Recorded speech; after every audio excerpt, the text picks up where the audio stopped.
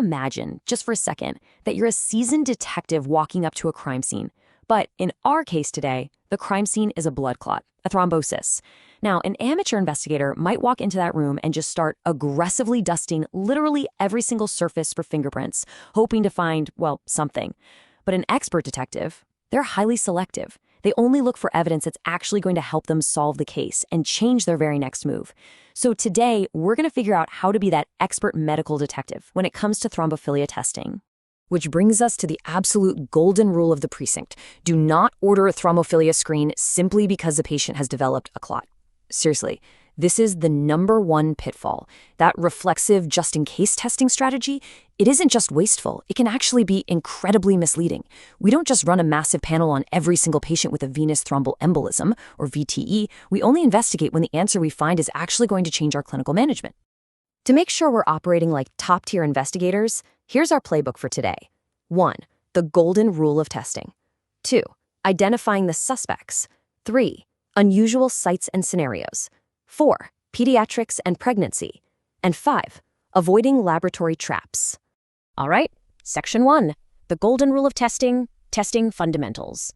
Keep this one anchor question in the back of your mind. Will investigating this clot actually change our clinical management? Think about a highly predictable crime.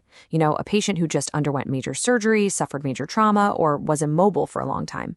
That is a strong provocation. The culprit is super obvious, so we stop. Testing isn't going to change our management.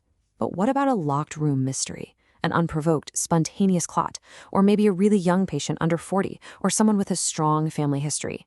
Right? Here, the provocation is weak, and that is exactly where we proceed and consider selective testing.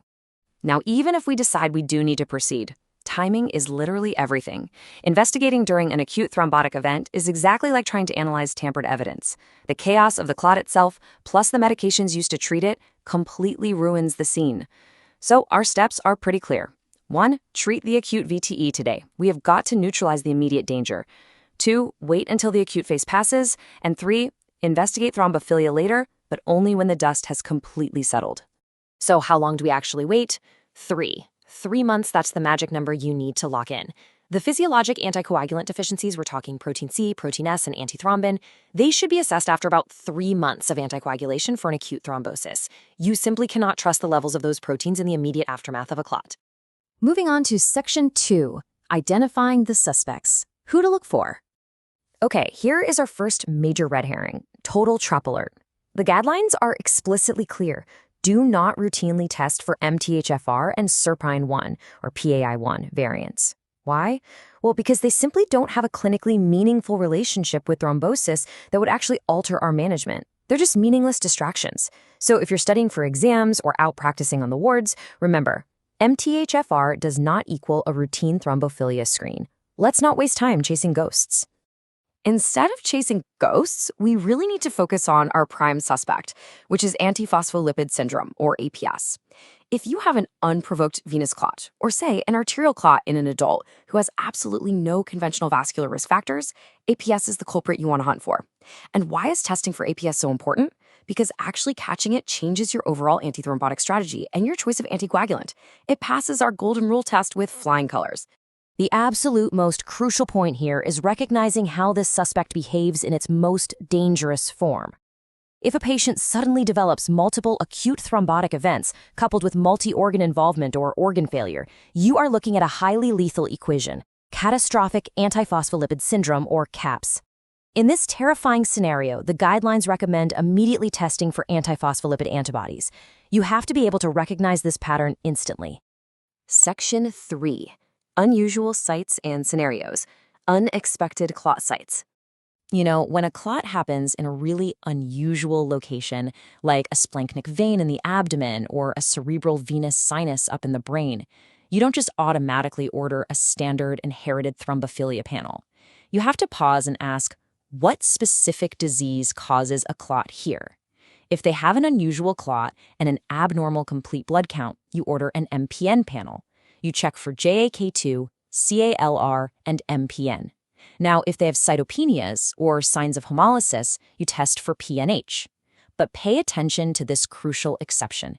Even if the CBC is totally normal, a splanchnic or cerebral venous sinus clot still demands a JAK2 mutation test.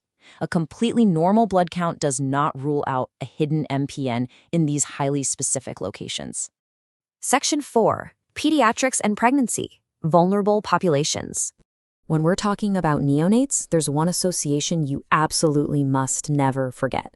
If you see a baby with purpura fulminans, which is a severe, rapidly progressive thrombotic condition of the skin, this points directly to a severe inherited deficiency. This is absolutely not a let's wait 3 months kind of situation. A baby with purpura fulminans requires urgent, immediate testing for protein C and protein S. It's a massive, high-yield, life-saving association.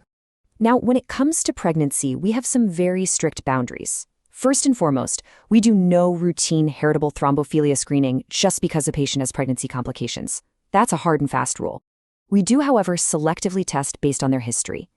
If there's a known family history of antithrombin deficiency or signs of heparin resistance, we consider AT testing.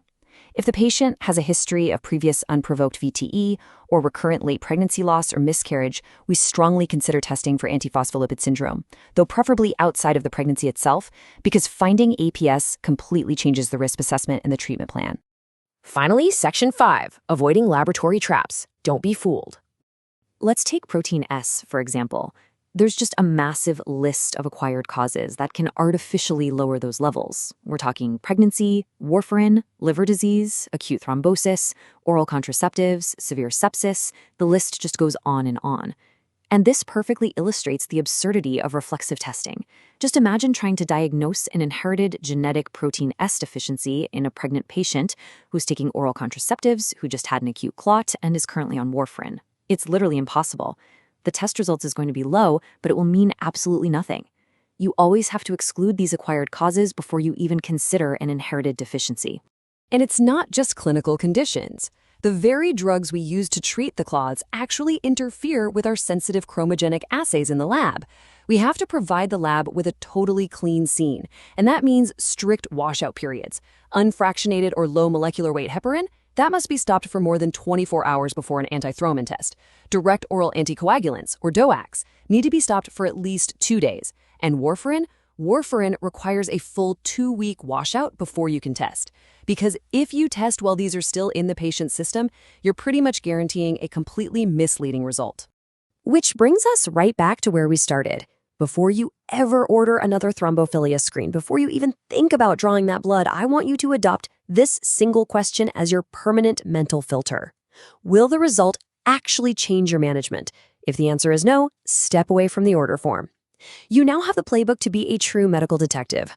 Hunt for APS and unprovoked clots, match unusual sites with hidden MPNs, and never let the lab trick you with acquired deficiencies. Thank you for joining me on this explainer, but before you go, ask yourself this.